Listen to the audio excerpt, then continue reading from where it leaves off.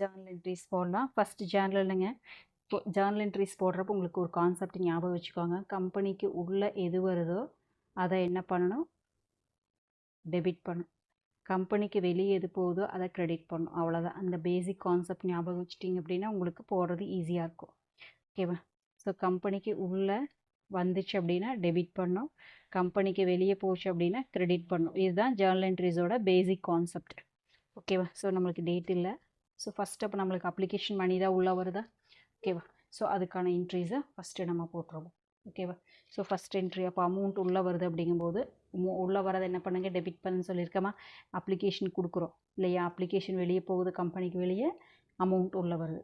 ஓகேவா? அப்போ என்ன வரும், bank account data to share application account.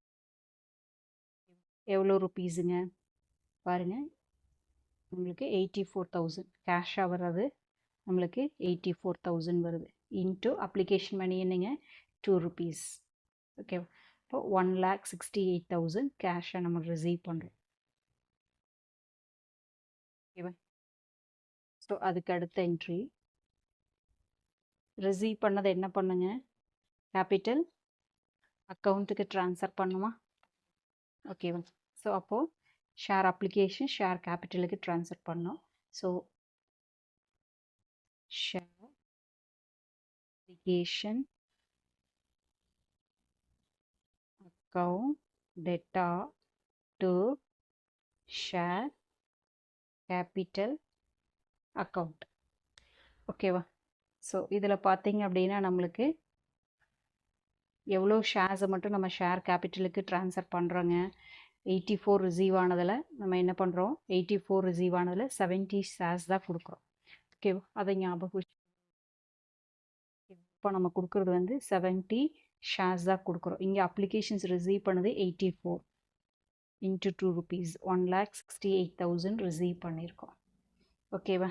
சரி, ரிமைனிங் என்ன சொல்லியிருக்காங்க, ரீஃபண்ட் பண்ண சொல்லிட்டாங்க இல்லைங்களா, டு பேங்க். ரிமைனிங் எவ்வளவுங்க, 14,000 இன்ட்டு 2 எப்படிங்க, 84,000 மைனஸ் 70,000. ஓகேவா?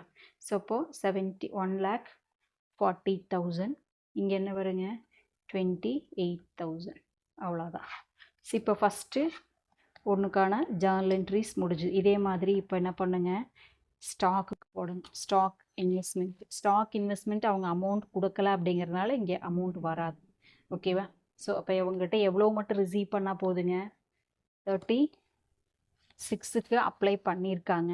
பட் நம்ம கொடுத்தது எவ்வளோங்க, 30 தான் கொடுத்துருக்கோம். அப்போ பேங்க்கில் நம்ம அமௌண்ட் இன்னும் கலெக்ட் பண்ணலாம். அவங்ககிட்ட எவ்வளோ அலாட் ஆகுதோ அந்த அமௌண்ட்டை அலாட் ஆனதுக்கப்புறம் கலெக்ட் பண்ணிக்குவோம் அப்படிங்கிறதுனால அப்போ 30க்கு மட்டும் கலெக்ட் பண்ண போதுமா? ஸோ இதை நம்ம கன்சிடர் பண்ண வேண்டியதில்லை. ஏன்னு புரிஞ்சுக்கோங்க, அவங்க அமௌண்ட் பே பண்ணலை. இவங்க பே பண்ணாங்க, அதனால் ரீஃபண்ட் பண்ணியிருக்கோம். அவங்க பே பண்ணலை. ஸோ அப்போது என்ன வருங்க, bank account data to share application account. ஓகேவா? அவங்களுக்கு எவ்வளோ கொடுத்துருங்க, 30,000 இன்ட்டு 2. ஸோ இப்போ எவ்வளோ வரும், 60,000 மட்டும் வரும். அவ்வளோதான். இப்போ நம்ம வந்து அதுக்கு அடுத்தது என்ன பண்ணுங்க,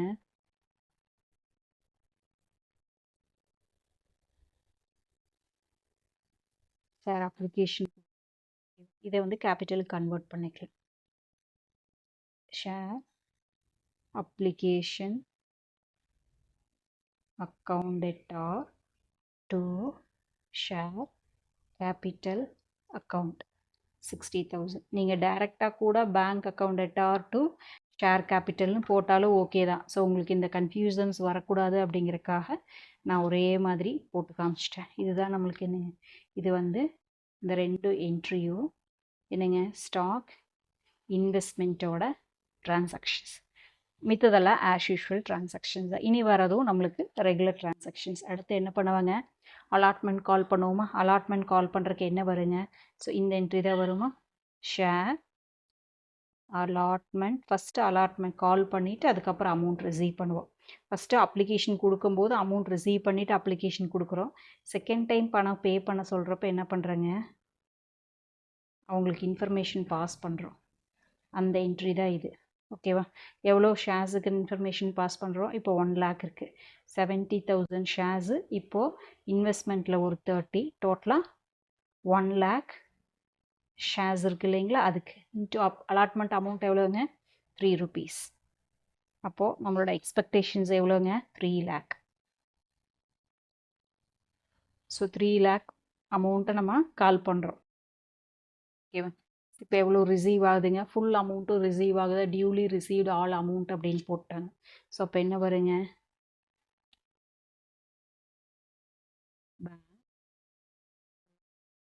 டேட்டா. நெக்ஸ்ட்டு வந்து பார்த்தா அப்படின்னா ஷேர் அலாட்மெண்ட்டில் அமௌண்ட் ஃபுல்லாக ரிசீவ் ஆயிடுச்சு. So bank account data to share allotment எவ்வளோ அமௌண்ட்டுங்க? 1 lakh ஷேர்ஸு. பெர் ஷேரோட ப்ரைஸ் 3 rupees அப்படிங்கும்போது 3 lakh rupees ரிசீவ் ஆயிருக்கு. ஸோ நெக்ஸ்ட்டு பார்த்தோம் அப்படின்னா அதுக்கு அடுத்தது அப்ளிகேஷன் பண்ணியாச்சு, அலாட்மெண்ட் பண்ணியாச்சு. அதுக்கப்புறம் ஃபஸ்ட் அண்ட் ஃபைனல் கால் பண்ணுவோம். Share first and final call account data to share capital. ஓகேவா? ஷேர் ஃபஸ்ட் எவ்வளோ அமௌண்ட் அப்படின்னு பார்த்தீங்கன்னா ஷேர் கேபிட்டலுக்கு உங்களுக்கு ஃபஸ்ட் அண்ட் ஃபைனல் காலுக்கு வந்து 5 rupees. So 1 lakh shares. Per ஷேரோட ப்ரைஸ் 5 rupees அப்படிங்கும்போது என்ன வருதுங்க? 5 lakh rupees நம்ம கால் பண்ணியிருக்கோம். ஃபுல்லாகவே ரிசீவ் ஆயிடுச்சுன்னு சொல்லிட்டாங்க. ஸோ அமௌண்ட் உள்ளே வருது அப்படிங்கும்போது பேங்க்கை டெபிட் பண்ணிக்கிறோம். ஃபஸ்ட் காலில் வந்திருக்கு. So bank account at R two first and final call account at R 5 lakh அவ்வளோதான். அமௌண்ட் ரிசீவ் ஆயிடுச்சு. ஃபுல் அமௌண்ட் அவ்வளோதான். ஸோ உங்களுக்கு இந்த வீடியோ பிடிச்சுன்னா லைக் பண்ணுங்கள், ஷேர் பண்ணுங்கள், உங்களோட ஃப்ரெண்ட்ஸுக்கு ஷேர் பண்ணி ஈஸியாக லேர்ன் பண்ணி மார்க்ஸ் ஸ்கோர் பண்ணுங்கள். தேங்க்யூ ஃபார் வாட்சிங்.